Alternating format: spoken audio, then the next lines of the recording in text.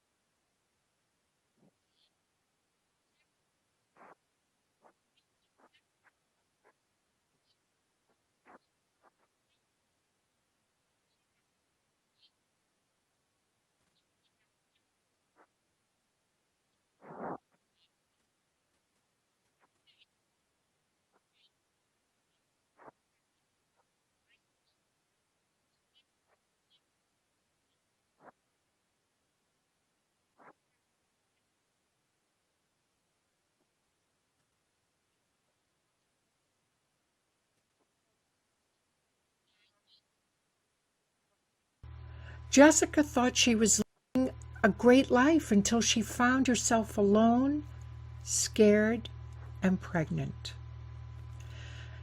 As the most sought after single mom mindset speaker, Jessica believes when single moms change what they tell themselves, walk through their fears, and tackle their shame, they can live an empowered life filled with joy, abundance, and love. Jessica also consults with organizations who serve single parents or their children to recognize and improve the gaps in communication, structure, and outcome between the organizations and parents.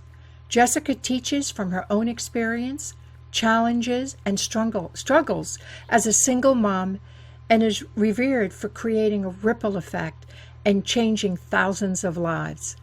And I love you, girl, because you just have energy that fills a room and gets everybody so excited. So welcome, welcome, welcome. Thank you, thank you, thank you. It's a pleasure to be here. Thank you for having me. I really appreciate it. So you're in this empowered single mom now, and you're changing the world. And I even saw stationery from the White House going back and forth. So I know that you are making a difference on this planet. But you talk about thinking, at one point in your life, you had it all going. Great job, education, and then one day you woke up and you were pregnant and you were alone. And that's a pretty scary place to be. So take us to how that happened and how you've transitioned. So what happened is I actually broke up with my boyfriend 3 days before I found out I was pregnant. And when I found out I was pregnant, I was devastated, to say the least. I literally, it sounds so dramatic now to say, but I literally thought my life was over. It was not in my plans. I had great big plans for my life, and that was not part of it. And I didn't know the first thing about being a mom. I didn't know the first thing about having a baby. And I was really focused on my career. I had just started life coaching moms and women, and I thought, this is it for me. I found my passion and my purpose. Yay. And then when I found out I was pregnant, I thought, I'm going to have to go back to corporate America, get an 8-to-5 job, and hate every minute of it, because I knew that that wasn't me, that I was going to need to do that for stability and for something that could really be consistent in raising my child. And I did have a few conversations with the ex, and I realized after those conversations that it just wasn't for me. I deserved more, and I was worth more, as did my child. And so then feeling alone and really going through the struggle, it was a big struggle. I really didn't know what I was going to do. And it was just, one day at a time, one day at a time. And I remember looking at books like very early in the pregnancy. It was like you get these little catalogs, and I was looking at strollers and cribs and as I closed the book and set it aside, I was so completely overwhelmed by those type of decisions, things that I look at now and I'm like, really, you were overwhelmed trying to decide what kind of stroller you were going to buy? But I was. It was just the thought of having to make all these decisions for a little person all by myself. And I call myself now perfectionist because I was definitely a type A personality perfectionist before having my son. And I just wanted to make the right choices, the right stroller, the right crib, the right name, all these right versus wrong. And I didn't even know where to begin. And so I went out and I applied for all these different jobs in corporate America, and I did not get an interview for one single one. And I was so devastated at the time. I thought, I'm overqualified for some of these positions. How am I not even getting an interview? And then my son was about 3 months old, and I went to this speakers summit because I was motivational speaking at the time as well as coaching. And so this gentleman got up on stage and he asked people, why do you do what you do? And people said, it's my passion. I love helping others. It's my purpose. And he had a picture of his kids up and he said, this is why I do what I do. And I started crying. And right then I thought, I cannot tell my son that he can be and do anything he wants to if I'm not doing that for myself. So Jessica, you have to find a way to make this happen, whatever your purpose is. And of course, since then, things have evolved and really grown and really expanded in ways I never dreamed possible. But that decision right there to stay on course allowed me to transition into what I'm doing now and really serving single moms. And so that was a really defining moment for me, is just to say, okay, Jessica, you have to lead by example for this little baby that you have. And how can you do that if you're not doing that for yourself? So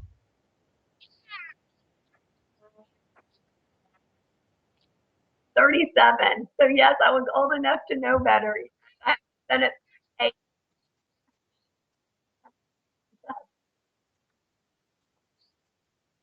oh yeah, it was a complete shock.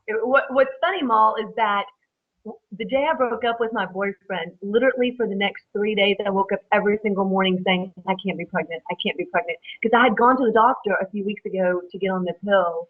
And you know how they say, when was the first day? And so I was kind of doing the math and I was like, oh, well, any day I should be starting. And it didn't happen. So, yeah. And so it was just, and I think, things like that happen in our lives that we never expect. And they really change the trajectory of our lives. But it's just walking in faith and having the faith to just put one foot in front of the other. And what I've realized is, Jessica, you don't have to know the how that you're going to get there. You just have to know that you're going to get there. The how will be laid out step by step. I don't need to know every single step along the way. I just need to take one step, and then the next step will be laid out, and so forth. And so that that was just how kind of it happened. Is just, I just said, okay, I don't know how I'm going to do this, and then I take one step forward. And I think that happens with a lot of us. We just don't know how things are going to happen, but we just continue to move in faith, and then it presents itself to us.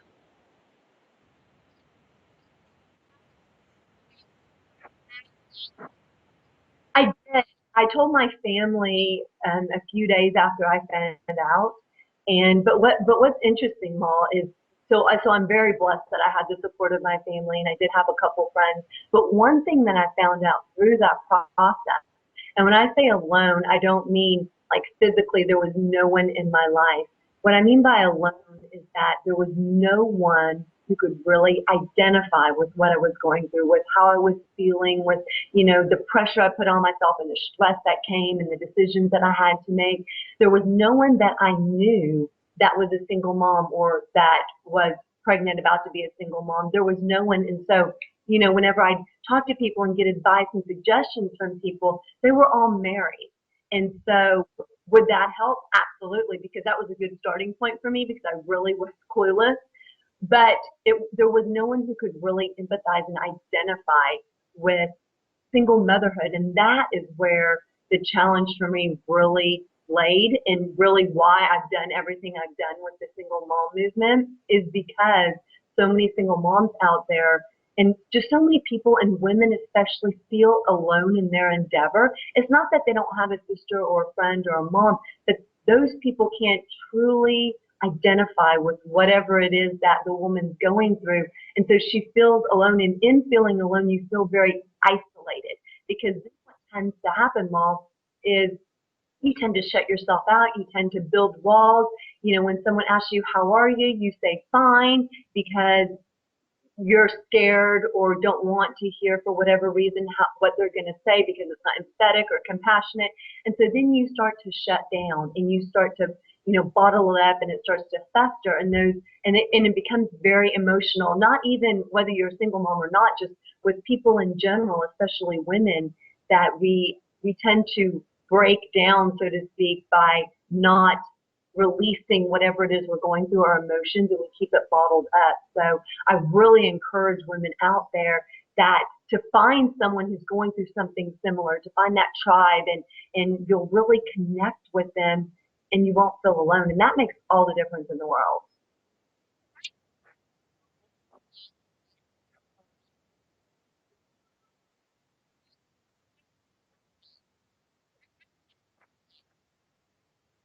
Before, like when I was pregnant, or before I was pregnant? But when I was pregnant,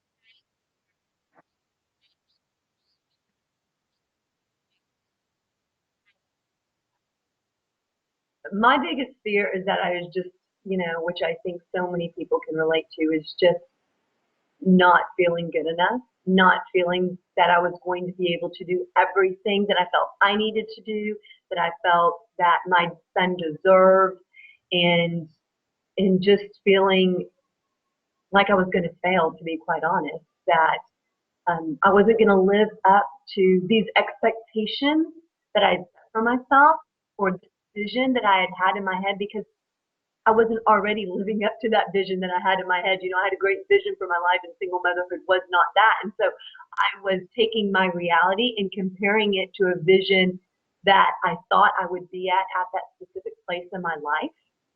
And they didn't match. And so it was very emotionally trying for me because it didn't match, and I didn't know where to go from there.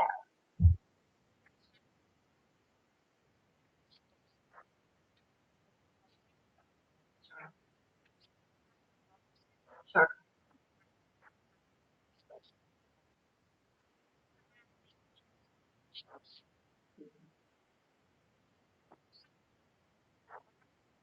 Oh my gosh, Mal, I absolutely love that you asked that. I love that you asked that, because I read this great quote, and it's never left me. And I read it since becoming a single mom. And it was, and I don't even know who the person is where I read it, but it's 99% of what we see in the world is a reflection of us. So when we feel like we're being judged, it's because we're judging us. If we feel like other people are thinking something bad about us, it's because we're thinking bad about us.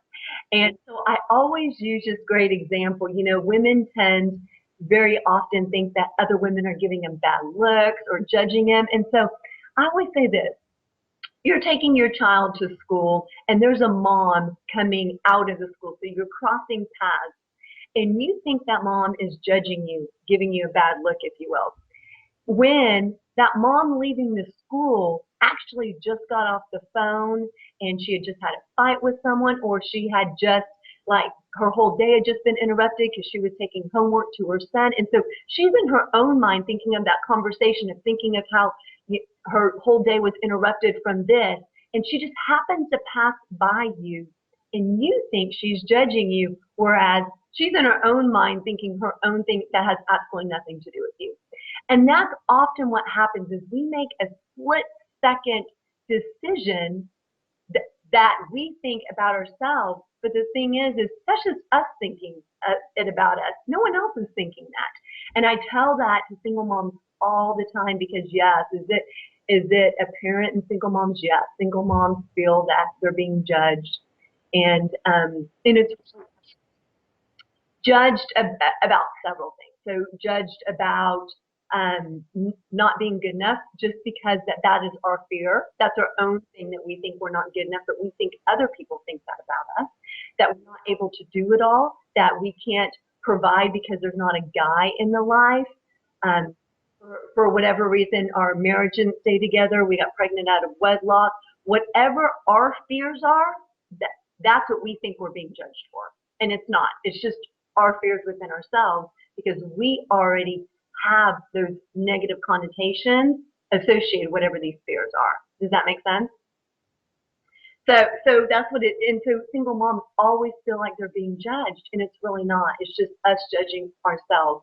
And so it's really about single moms breaking down that judgment and having compassion for ourselves and being empathetic for ourselves and forgiving ourselves for whatever that is, and doing what I didn't do and what I've learned from is not holding ourselves to a standard or an expectation that we had envisioned for our lives that we just didn't quite live up to. Because, when we have those visions for our life, we also don't think of all the challenges and the struggles and all these things in the past. We just think it's going to be an easy journey of life. This is going to happen. We're going to marry. We're going to have kids. Everything's going to be wonderful. We don't take into any other conflicts or hiccups or obstacles in our path. And so it's not fair to compare ourselves now versus our expectations that didn't happen or fulfill.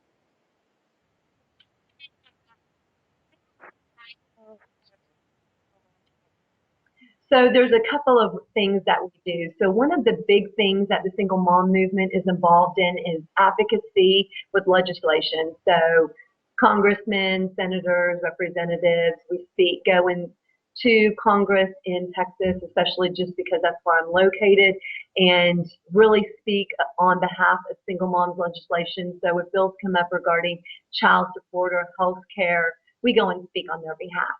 Another thing that we do to offer them directly support is we have what you mentioned, the single mom movement community, which is single moms really connecting with other single moms so they never feel alone again. And this is an absolutely no judgment zone. So you are free to be yourself and you are accepted and you belong and you know that you are loved no matter the situation you come from or your experiences. We all come to this point in our life with our own story, and you're free to share that. But it's really about championing each other and encouraging each other. And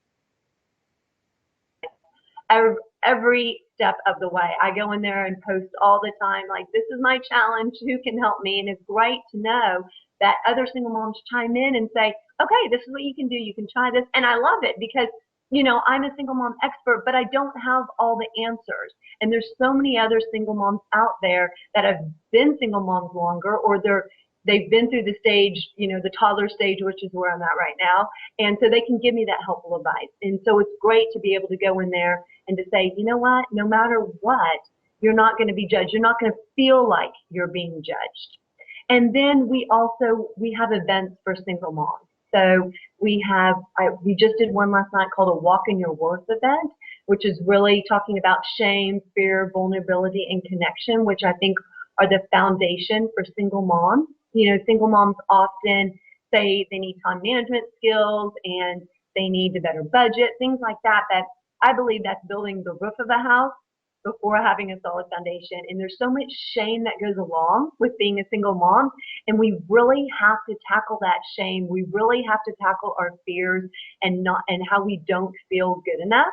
Because I can give you time management and budgeting tips all day long, but if you still walk around and feel engulfed with shame, nothing else is going to matter, because that's really what's going to manifest in your life and in the lives of your children.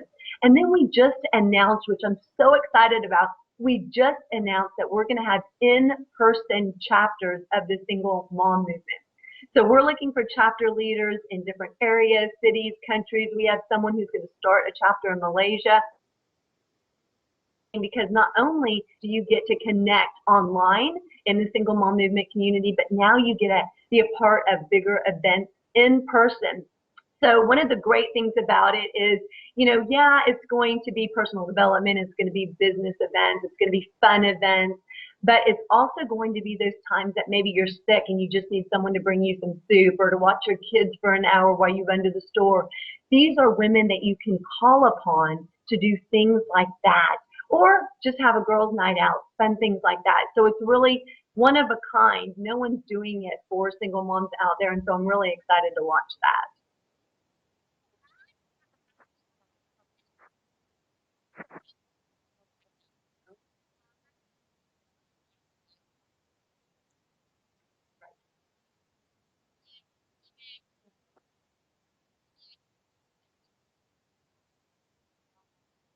Right.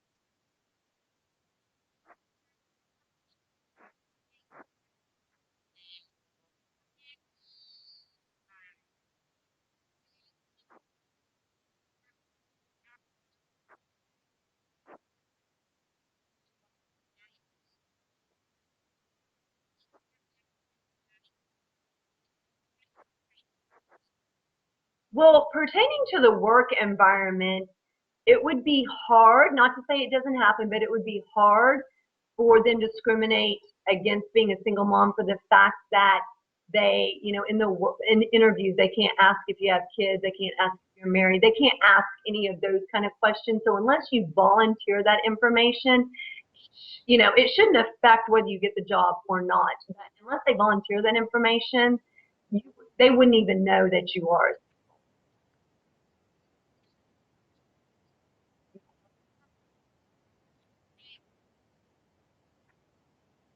I would say I certainly hope not. I'm not saying that it doesn't happen. I don't know anyone personally that that's happened to, and I would hope that it doesn't. But I'm not saying that it doesn't happen because I'm sure it does. Because they also, I'm sure there are companies out there that think, well, the number one priority is going to be your child, and there's not a dad that you can rely on for that. So maybe the focus is going to be split. But I would hope in today's culture that we're getting away from that.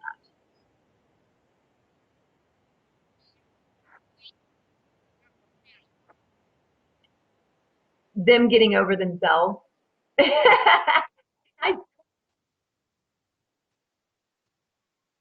and I say that because you know it's like we were talking about, like other people judging us. You know what? There will be people who judge us. There are stereotypes of stigma of single moms. There's stigmas of single moms.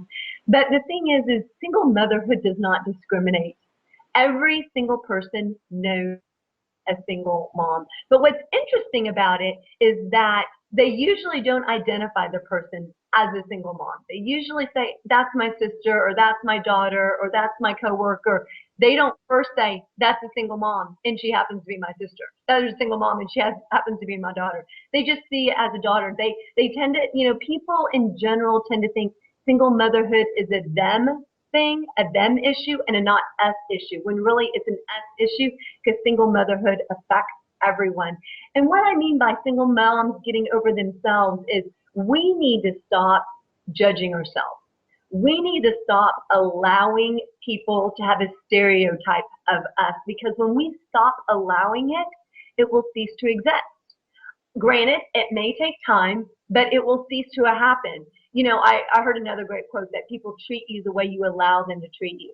So people treat us as single moms the way we allow them to treat us. So people think of us the way we allow them to think of us, what we present to the world. And so one of my missions in the single mom movement is really to change public perception of single moms and to really educate the public that single motherhood affects everyone. Even if you're a taxpayer in the state, it affects you. And so let's start thinking it as an us issue, and how can we support the single moms? Because let's be honest, I'm here to help single moms, but really the mission of the single mom movement is that we believe the children of single parents deserve the same opportunities and possibilities as every other child. And just to give you a little background on that, research shows that the children of single parents have more behavioral, cognitive, health, and social issues than other children. And so the way that we want to help and support and encourage and empower those children is by educating and empowering the single moms, because it's almost impossible for a parent to empower their children if they themselves are not empowered. And so we want to empower the single moms so they can go out and empower the children. Because what happens is that shame I was speaking to earlier not only manifests in the single mom, but it manifests through the child as well. When we don't tackle it and recognize that shame, it manifests in the children, which then goes and affects their schoolwork, their relationships, with bullying and depression and suicide. All of that kind of plays a trickle down effect. And so we want to put a stop to those end results, and we do it by helping the single mom so they can better help their children. Mhm.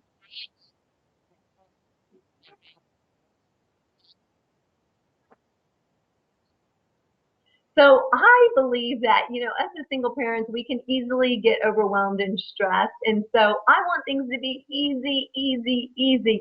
And so these are 50 free resources every single mom needs to make her life easier.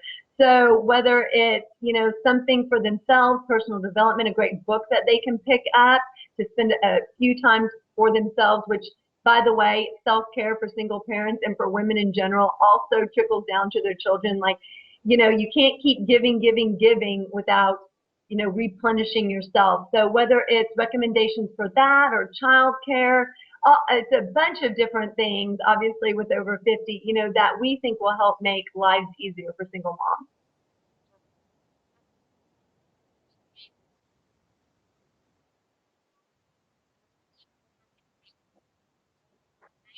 Sure. So they can go to thesinglemommovement.com. They can also reach me at Jessica at thesinglemommovement.com.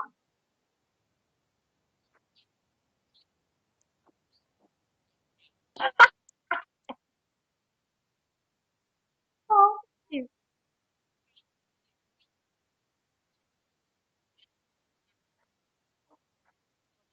Thank you, Mom.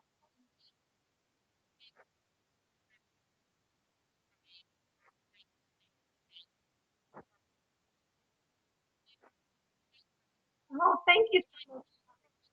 Oh, thanks. Thanks so much for having me. It's been such a pleasure. I adore you. Thank you. Thank you so much. Bye.